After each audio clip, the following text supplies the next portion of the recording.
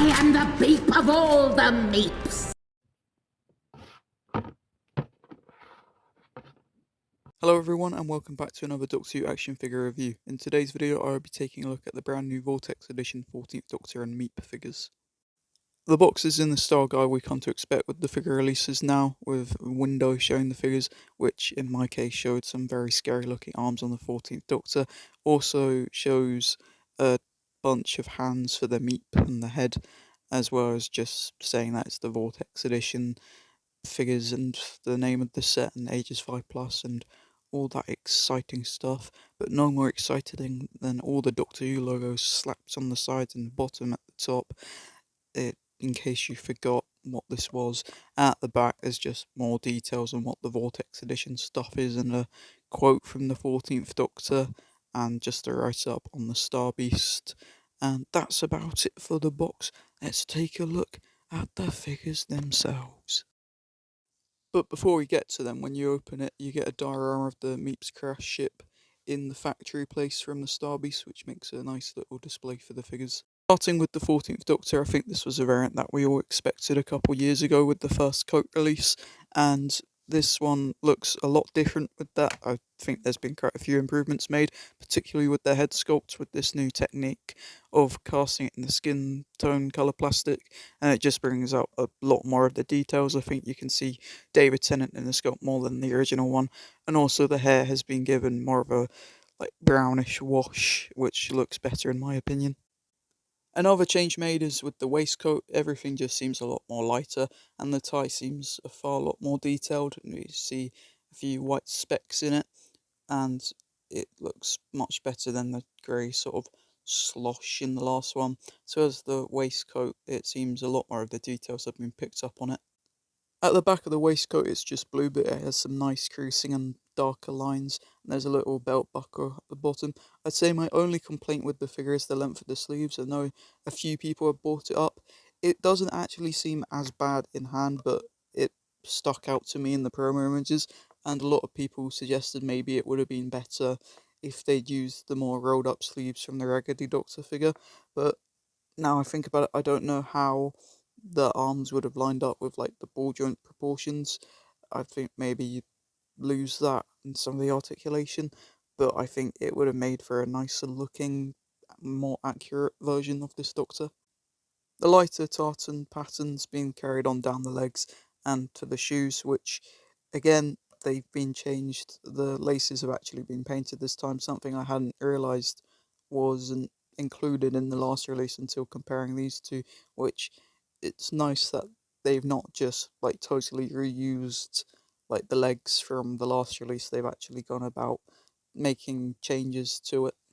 And this time we get the inclusion of the 14th Doctor's sonic screwdriver, which annoyingly for me on the handle there's just this blob of blue paint, which I don't understand how that's happened, but whatever, and makes a nice little accessory for the Doctor.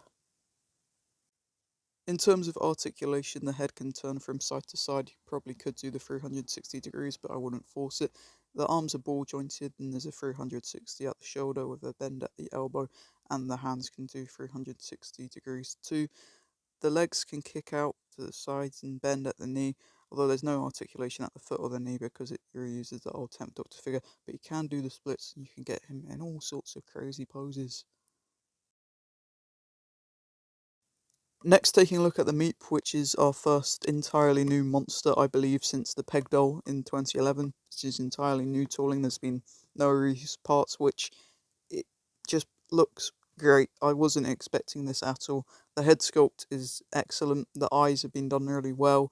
There's not really any paint bleed at all, and it just looks so good. The little mouth and the nose been painted sort of pink. There's no bleeds there either, and with the ears there's a sort of purpley hue which doesn't pick up as well, but it is there. And there are some darker greys and lighter ones, the washes, which some almost look sort of yellow on camera along the body, which it just makes it really stand out. It's just such a great figure. It also includes the swappable snarling head, which is great. The eyes have been slightly changed and it shows off the fangs, and also has the different hands so you can get it in a bunch of different poses, and one of which being the gun. which is glued in, which is probably for the best, so it's not super fiddly. Also, speaking of fiddly, moving the hands around, they feel very delicate, so I'd be very careful swapping them about because I think they could very easily be snapped and that just wouldn't be very good. In terms of articulation with the pinned head, the Meep can do a full 360 degrees very easily. It also includes ball jointed arms, so you can cheer on the beep of all Meeps and whatnot, as well as the elbow having a little bend up and down so it can fire as gum, and 360 degrees at the wrist, but I'd be very careful doing that. There's also a bit of articulation at the waist, but it is hindered by the legs, and there is no articulation at the bottom of the figure. At $44.99, this is definitely on the pricier side, but I think compared to the last Vortex edition release with the Third Doctor and Sonic Screwdriver, I think you get a lot more of your money's worth in this one, especially with the Meep. It's just a great inclusion, and with the different head and hands, it just gives for a variety of poses you could display it with, and if you so wished, you could get another one to display, like the cute neutral Meep and the angry one. And I know a lot of people have done the knot things with the from Wild Blue Yonder with the arms, so you could do that with your spare 14th Doctor if you so wish. So there's a lot of potential in this one, and I think it's a clear improvement from character options, and I'm looking forward to seeing what the next three Vortex editions set through the year will be, and what the B&M stuff has to offer. So I'd say that this is a very good set and I definitely recommend picking it up. So thank you very much for watching this video. Hope to see you in the next one. Dislike the video if you didn't like it and subscribe if you did. Goodbye.